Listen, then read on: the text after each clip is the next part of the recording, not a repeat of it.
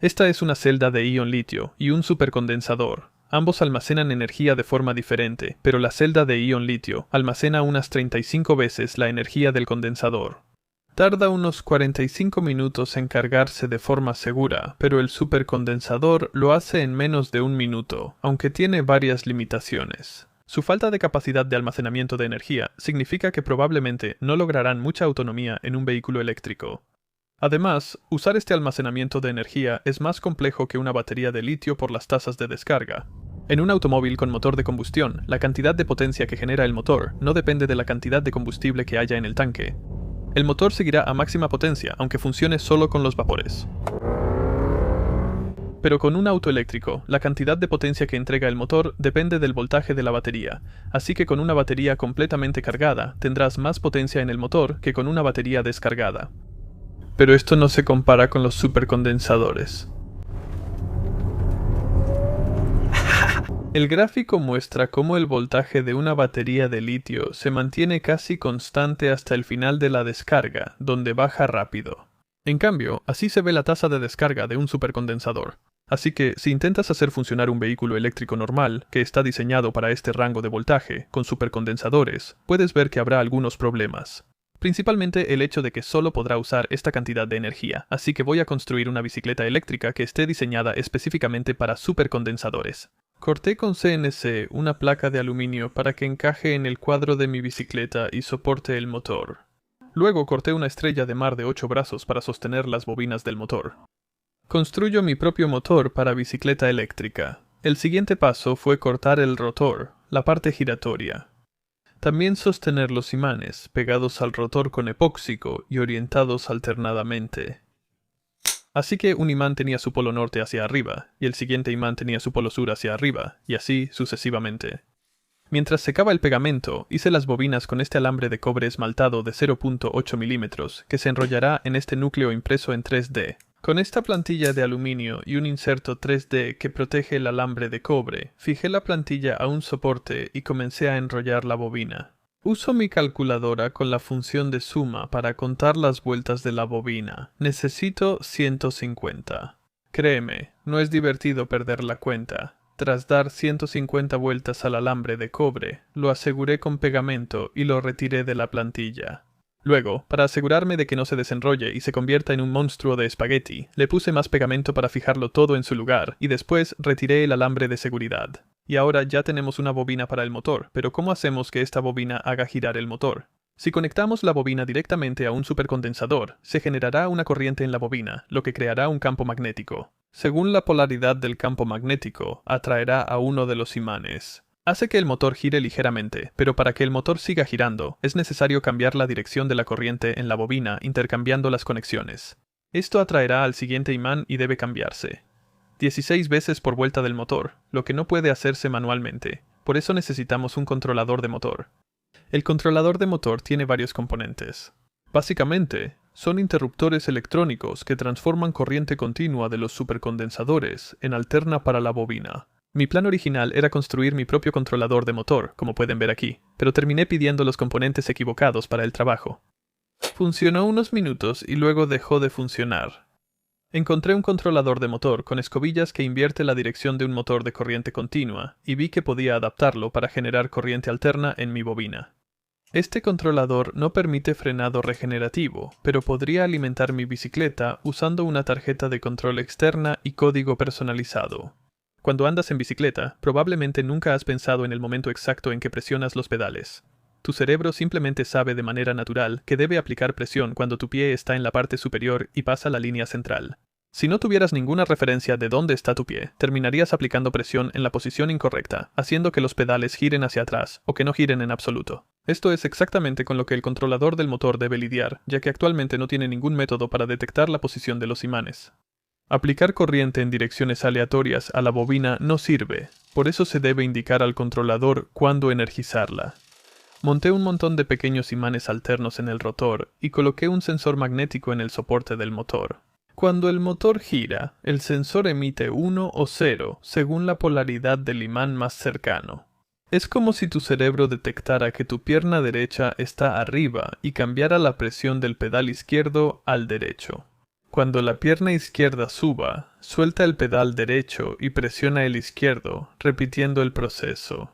Entonces, para encender el motor, presiono esta palanca del acelerador y se envía una señal a esta placa electrónica que contiene el código de control del motor que escribí. Luego, esto lee una señal del sensor del motor y determina en qué dirección aplicar la corriente a la bobina. Después, envía la información al controlador del motor para que aplique corriente a la bobina y cambie la corriente cada vez que pasa un nuevo imán.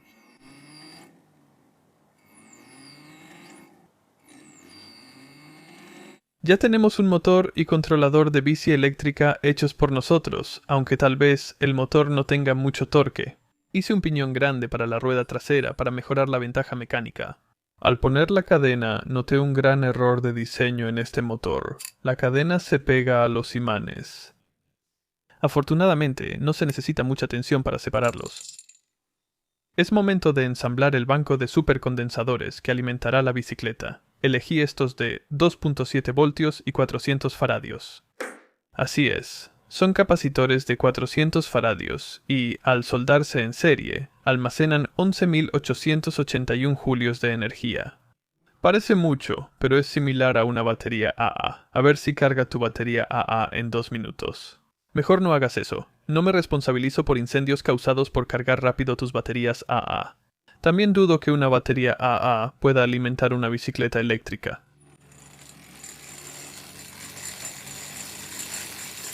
Ahora, todo lo que necesitamos hacer es enrollar las 7 bobinas restantes, soldarlas todas juntas y llevar esta bicicleta a una prueba. Los supercondensadores ya están cargados. Uso casco porque la vez anterior que monté esta bici con un disco de acero de 5 kilos girando entre las piernas, lo irresponsable fue no usar casco. La seguridad es lo primero, chicos. Conectémoslo y probemos.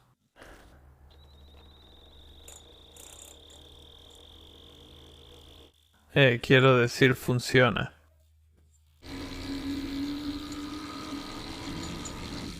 No sé cuánta autonomía tengo, así que mejor doy la vuelta, ya que usamos capacitores en esta bicicleta. Al aplicar toda la potencia de nuevo, ya puedo notar que se está quedando muy baja. Bueno, eso fue emocionante. Todavía me queda un poco de energía. Sí, esto no es genial, creo que eso es todo. I reckon that's it. Ahí vamos, oh Dios mío. Oh my god.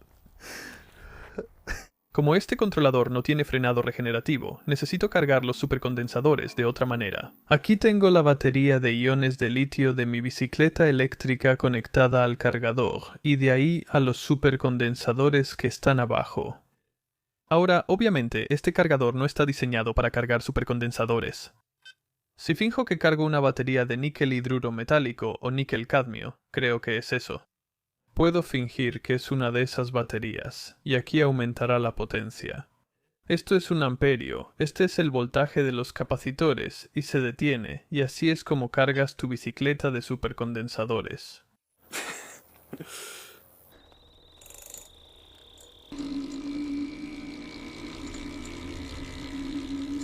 Voy más lejos, solo para ver si podemos regresar. Nos quedamos sin energía otra vez. Estos supercondensadores no son muy buenos, ¿verdad? ¿Y si intento usar la batería real de mi bicicleta eléctrica? Me pregunto si funcionará. Está bien. Entonces, como no tengo un soporte en la bicicleta para mi batería, simplemente la puse en una mochila y tengo este cable muy largo. Funciona, de hecho se alimenta de la batería de mi bicicleta eléctrica, ¿verdad? Vamos a...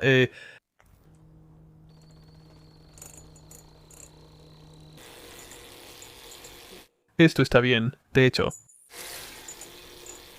Bicicleta eléctrica totalmente hecha por mí, woohoo. No puedo creer que realmente funcione. Sé que no tiene mucha potencia, pero... Me siento muy orgulloso de decirlo. He construido mi propia bicicleta eléctrica desde cero, completamente desde cero, ya sabes, mis otras bicicletas eléctricas son motores modificados para que encajen, pero esta...